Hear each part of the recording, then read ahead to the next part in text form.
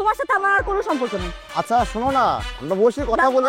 কখনো কি ইচ্ছা করে না, শখ হয় না যে ভ্যালেন্টাইন্স ডেতে এক তোড়া ফুল দিবা, গার্লফ্রেন্ড সারপ্রাইজ হবে?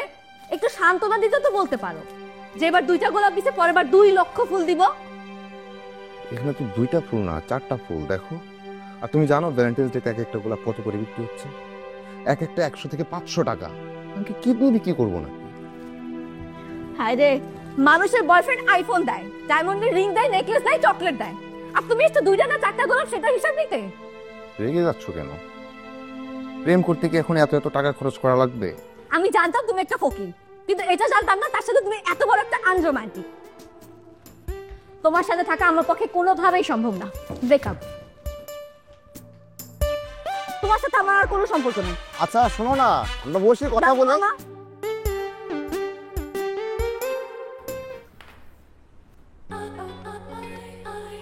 আহারে, তাই কি হলো? ভ্যালেন্টাইন্স ডেতে খুব চাপ গেল না? গাধা।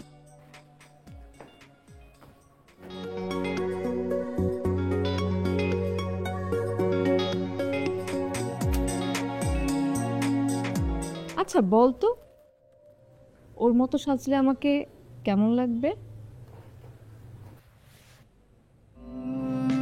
জঘন্য লাগবে। মানে? মানে তুমি এমনিতেই অনেক সুন্দর, অড্রে হওয়া লাগবে না। চা খাবো না বাবা, অনেক টায়ার্ড। চা খেতে হবে না, ঘরে গিয়ে ভাত বসাও। বুয়া যে কতদিন ধরে নাই সেটা ভুলে গেছো? আর বাইরে যাওয়াটা একটু কমাও। কেমন লাগছে আমাকে? একদম অড্রে হেপবার্নের মতো।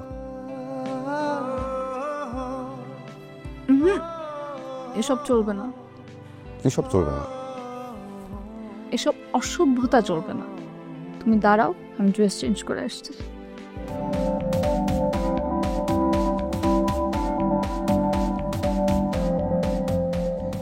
Audrey Hepburn. আচ্ছা বলো তো, প্রেম কি? প্রেম প্রেম হলো হাইওয়ে টু ব্রেকআপ। আচ্ছা, তুমি এত নেগেটিভ কেন? আমি negative? No bro, it's reality. তুমি আমাকে এমন কাউকে দেখাও যে ছ্যাঁকা খায় নাই। এই যে আমি আমি কখনো ছেঁকা খাই নাই। এটাও রিয়েলিটি। তুমি তো প্রেমই করো নাই, ছ্যাঁকা কিভাবে খাবা? প্রেম করবো? ওই তো, ছ্যাঁকা খেতে চাও।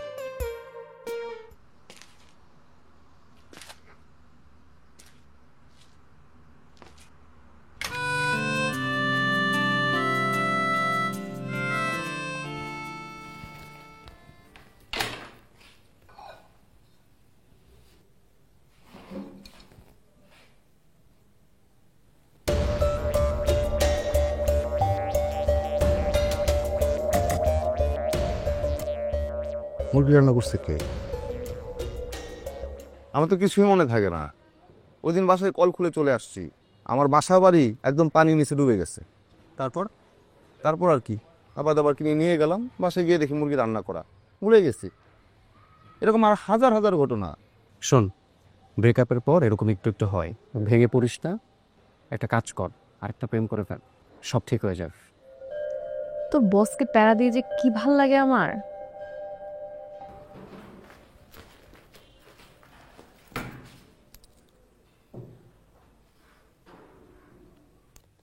আমার গোলফিশ কই? না না না, আমার মাথা ঠিক নেই, আমি সব কি দেখতেছি? গোলফিশ না, এটা তো গাপ্পি।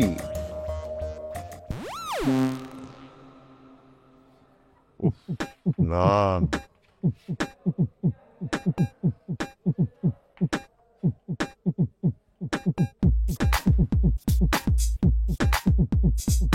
আঙ্কেল, বাসায় ঢুকে আইসক্রিম খাচ্ছেন, ঘুরে বেড়াচ্ছেন, আবার আমার শার্টও পরে আছেন। আসলে খেতে গিয়ে আমার জামাটা নষ্ট হয়ে যায়, তো ভাবলাম আপনার শার্টটা। তারপর এখানে কি কিভাবে? আসলে আমি প্রায়ই আসি এ বাসায়,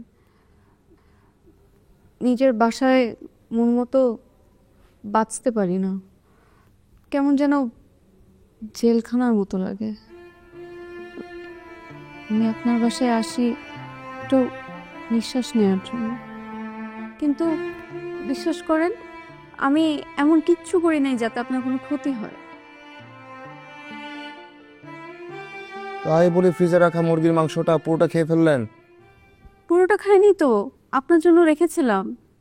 মজা হয়নি রান্নাটা? ও আচ্ছা, তাহলে পানির কলটা আপনি খুলে রেখে গিয়েছিলেন, তাই তো? ওটা একটা অ্যাক্সিডেন্ট ছিল, আমি ইচ্ছা করে করি নাই। বাবাকে কিছু বলেন না প্লিজ।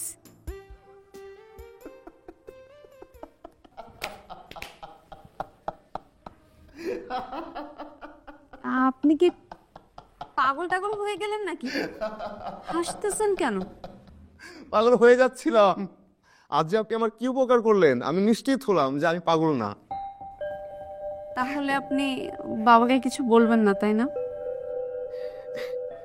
এই নাও তোমার অল্প চিনি দিয়ে রং চা। কি আসতো? সর্বনাশ হয়ে গেছে, রিয়া আসছে। ইয়া কি? আমার এক্স গার্লফ্রেন্ড। এখন কি হবে?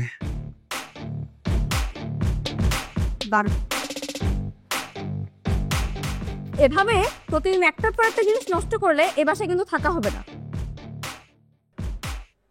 আপনি কে? আমি রিয়া। গার্লফ্রেন্ড? শুনেন, গার্লফ্রেন্ড হোক আর কাজিন হোক, যা করবেন এই 4 দেয়ালের মাঝখানে করবেন। সিঁড়িতে, বাসার সামনে সিন ক্রিয়েট করা যাবে না। আর একদিন যদি দেখছি নিজ দায়িত্বে এই বাসা ছেড়ে চলে যাবেন।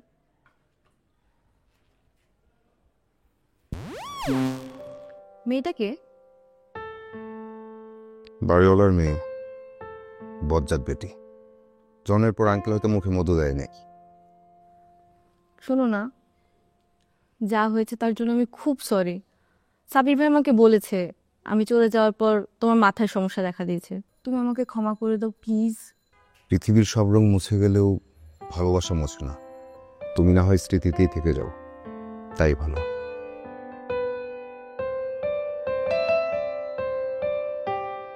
কি কথা হলো প্রাক্তনের সাথে? মাফ চেয়ে প্যাচ আপ করতে এসেছিল। আর তুমি কি বললে? কি আর বলবো, মাফ করে দিলাম। এখন রিয়াকেও লাগবে তোমার? এতদিন পর মেয়েটা আসলো, ক্ষমা চাইলো, আমি কি করব বলো? ও আচ্ছা, মনটা তো আবার মাখনের মতো নরম, কাউকে কষ্ট দিতে পারে না, একটুতেই গলে যায়। বাসায় তো পারিয়া আছেই, রিয়া হলে আরো ভালো হয়, তাই না? না না, এমন কিছু না। আসো, বসো, আমি বলছি, বসো। আমি তাকে মাফ করেছি ঠিকই, কিন্তু আমার জীবনে জায়গা দিই নাই, কারণ এই জায়গা এখন শুধু তোমার। ঠিক তো? একদম ঠিক। না, তোমাকে না বিশ্বাস করে না। না, হাত সরো। না, ছাড়বো না। না না। জ্বালা রে জ্বালা, বড় জ্বালা। কিরণ, তুমি ভাগ্নি কাট কাটাচ্ছিস কেন? তোর এত বড় সাহস? মামা ও কিচ্ছু করেনি মামা। তুমি চুপ থাকো। কত করে বললাম এত লাই দিও না, এত লাই দিও না।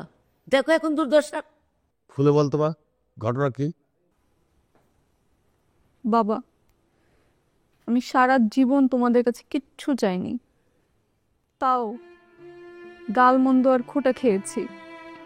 বাবা, এবার আমার একটা কথা শুনো প্লিজ। আমি কথা দিচ্ছি সারা জীবন তোমার কাছে কিচ্ছু চাবো প্লিজ। বাবা, অয়নকে ছেড়ে দাও, আমি অয়নকে ভালোবাসি। অয়নও আমাকে ভালোবাসে।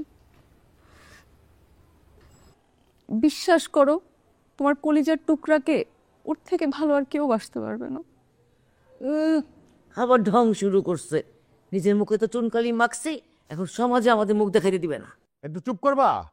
চুপ করতে না পারলে ঘরের ভিতরে যাও। হয়ন, উঠে বস।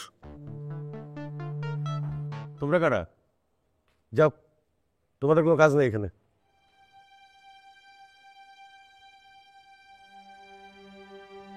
আমার এই মা মারা মেয়েটাকে আমি তার বাবার আদর স্নেহ ভালোবাসা কিছুই দিতে পারি নাই। আমাকে সারাক্ষণ একটু ভয় ভয় থাকতে হয়। ওর কোনো স্বাদ আহ্লাদ আমার শত ইচ্ছা থাকা সত্ত্বেও আমি পূরণ করতে পারি না। তুমি কি পারবে বাবা?